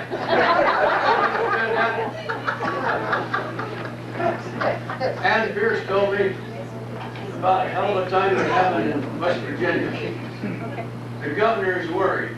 Every night after work, he goes over to the pub. I don't think they call it that in West Virginia, but anyway, it's a bar. And they complain about everything. Taxes are too high, and there's too many things in it. Potholes in the road, everything like that. And he said, "I can't understand why they call it the happy hour."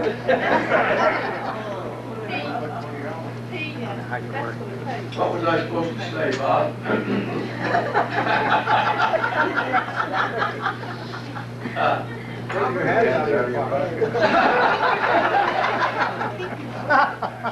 Anyway, say it again. Nomination.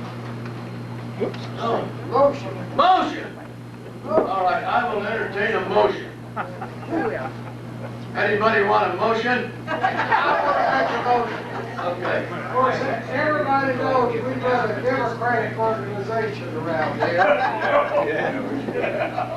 We make motions and we vote yes or no as what the hell we want to do. And I want to make a motion that we make one more guy an honorary member of the 51st Engineer Combat Battalion. And you know we got one, he's Barry Fowle. Stand up, Barry Fowle. Stand up, Barry.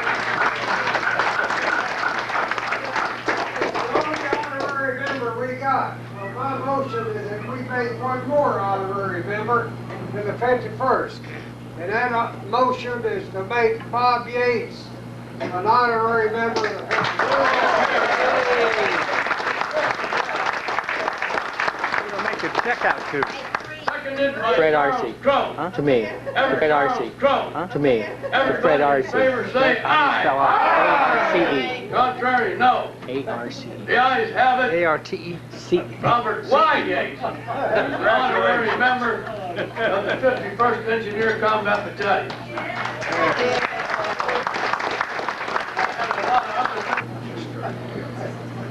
Oh, Radford is the only company commander left. Was the company commander when I took over the battalion. And he wrote a letter to his wife every day of the year. And now he's doing a little history. And he tells stories about everything.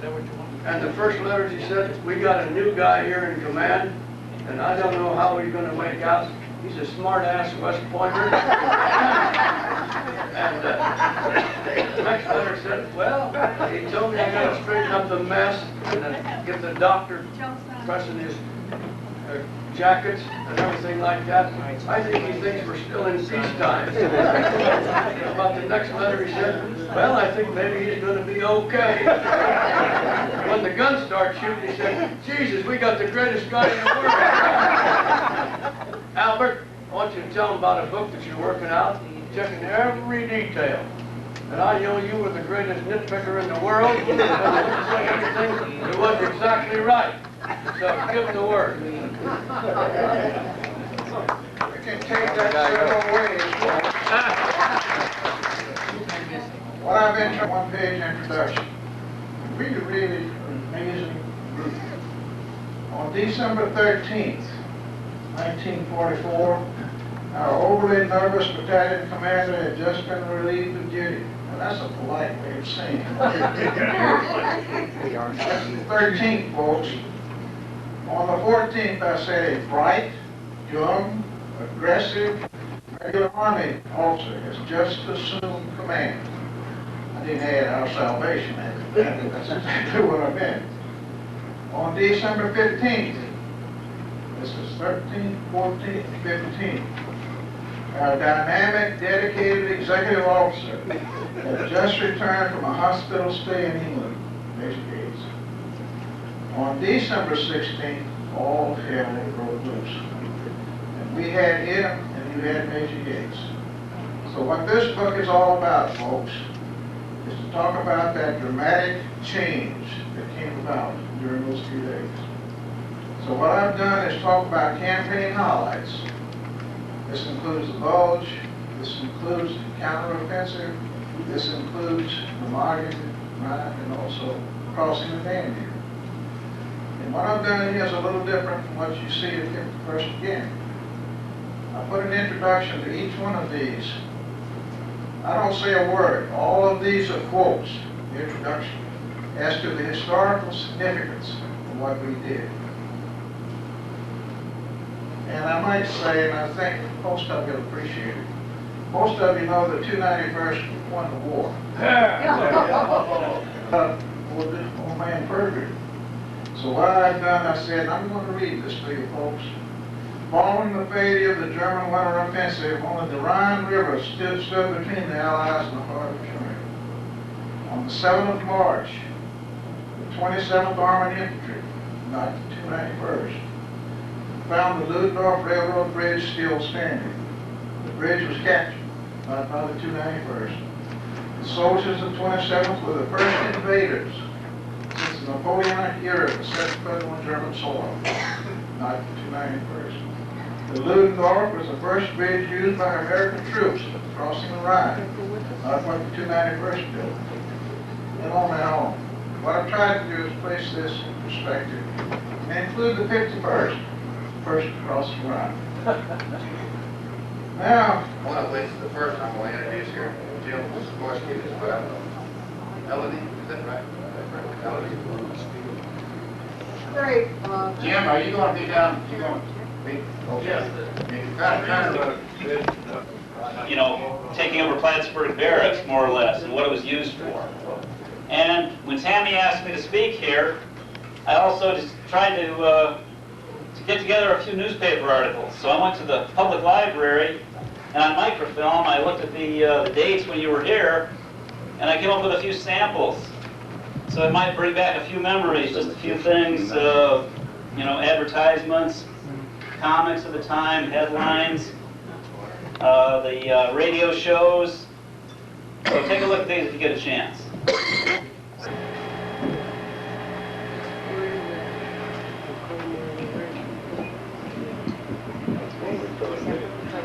Okay, excuse me. This is Fort Brown, okay? Now this is one of the American fortifications that started everything for the military here in Plattsburgh. We're looking at the battle, or prior to the Battle of Plattsburgh, during the War of 1812. That's when the military really began in Plattsburgh itself.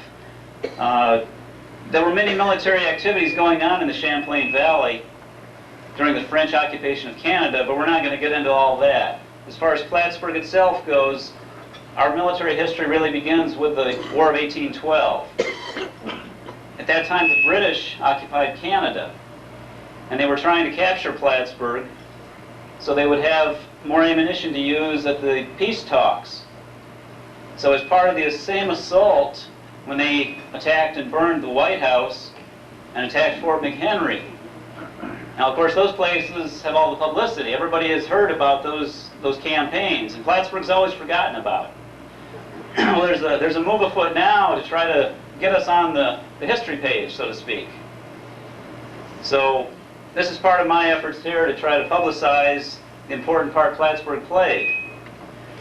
Okay, Fort Brown, which you undoubtedly went by on the bus, on your bus tour, is really the only fortification that's left from the battle. You can't really appreciate this unless you walk up to the walls of it and you see how strategic of a position it is. It's British, like I say, we're trying to capture Plattsburgh, so they amassed an army of Napoleonic War veterans, and they came down in the fall of 1814, and they tried to capture Plattsburgh. General Macomb is the one who stopped them. So that's why he has a park named after him, which was the reservation that you all trained at. General Macomb built a series of fortifications, including Fort Brown, Fort Moreau, and Fort Scott. Those fortifications eventually became Plattsburgh Barracks. Okay, so during the War of 1812, the American forces established those fortifications between the Saranac River and Lake Champlain, because that was the strategic spot they were trying to stop the British at. When the British Navy attacked Plattsburgh, the British Army was supposed to capture these forts. Well, General Macomb was pretty cagey. He had a great engineer. Totten was his name. Totten and Macomb came up with some great ideas on how to fool the British. Believe it or not, when they were laying siege to Plattsburgh, they hid the roads leading to the flank of the fortifications. They covered up these roads and they built false pathways and roads so that when the British tried a flanking movement to go around the forts, they actually led them away as they retreated. So by the time the British realized that they were going in the wrong direction, it was too late. They had to retreat because the British Navy had been beaten by Commodore McDonough in the lake. So deserves a lot more credit than he's ever been given. That's really the bottom line. He had as big of a part to play in beating the British as did McDonough. From the 1840s through, let's say, the 1890s, early 1890s, this was the main part of the post. There's a close-up. I hope you all got a chance to see this building. I don't know if you did or not. You did? Okay. We hope to make this a museum someday, a military museum for regional history. I don't know if it'll ever happen, but it's something that I'm working towards. But we have to see. It's a big part of the base redevelopment. Village at the time. This is the city hall, or I should say the county courthouse, the normal school, which is now part of the state university system. This building is not the original building. This was the Hotel Champlain. This is the second Hotel Champlain. So this area was becoming a big tourist area. As part of a progressive city of the Victorian era, they wanted a military. They wanted the military to be increased here. So this is another reason why they tried to fight the railroad and to have the post expanded instead of closed. Most of these were built once again in the 1890s. A few were built after that time period. The regimental officers lived in here, and later the U.S. Air Force officers lived here. There's a lot of talk now as to what's going to happen with these buildings. And the Post Administration Office, and at one time it was a mess hall. Can anybody tell me if this was a mess hall when you were here, or? No, everybody at mess hall was in the cellar. Okay. Close headquarters. Okay. When the Air Force was here, this was their combat sign. Macomb Reservation was given to the War Department. And I don't have to tell any of you what that meant to you guys. I read the book, so I know about your weekly 12-mile marches. So I suspect if everybody's interested, we could have a sign-up sheet, and everybody could try to beat the time here last March in 1943. Facility, which you may have driven by, I don't know. Okay, this was typical of any strategic air command base. Of course, the idea, we had B-52 bombers, well, initially B-47 bombers, later B-52 bombers stationed here, as well as the tankers. The KC-97s were replaced by KC-135 tankers, the type they still use today. The crews for these, the men that flew them, and of course the men that maintained them and supported them, they would live in here, usually for about a week at a time. And they had to be ready to respond to a launch notice within seconds, basically, or just a very few minutes. So this is a highly secure area, of course. Now there's also been some talk about converting this into a museum of some type. A Cold War museum would really be a great thing, because Plattsburgh Barracks and Plattsburgh Air Force Base, as you can see, span the whole spectrum of our nation's military history. And I can't think of a better place to have such a museum. So I'm always putting my 2 cents in for that. Okay, sadly, we come to the end of the history of the base and the post. The closure ceremony happened in 1995. It was a nice sunny day.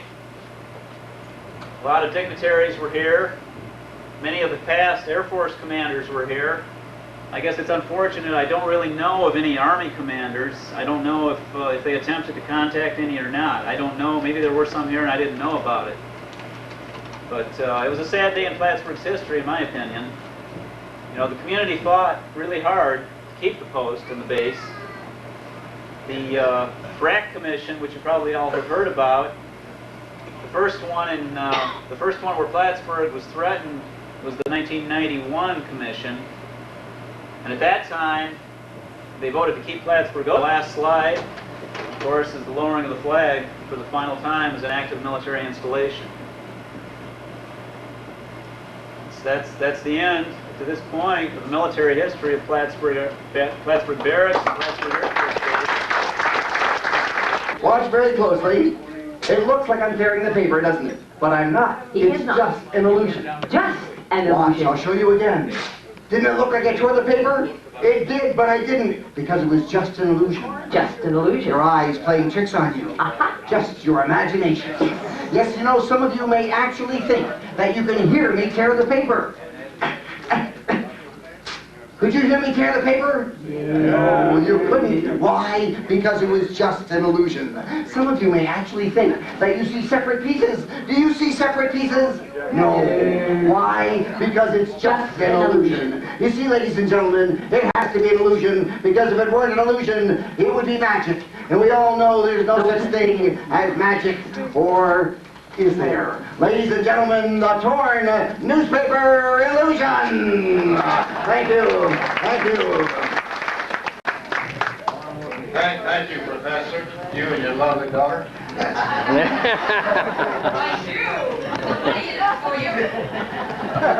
It was a great show. We appreciate you coming. Thank you very much. I'll give you $500 after the theater. Okay, we're winding down real quick. I want to take a moment, a personal moment, to thank you, General, for the flags. Thank you, Colonel, for the apron and the honor. This needs a great. Thank you very much. Okay, this is it. I would ask you one more favor.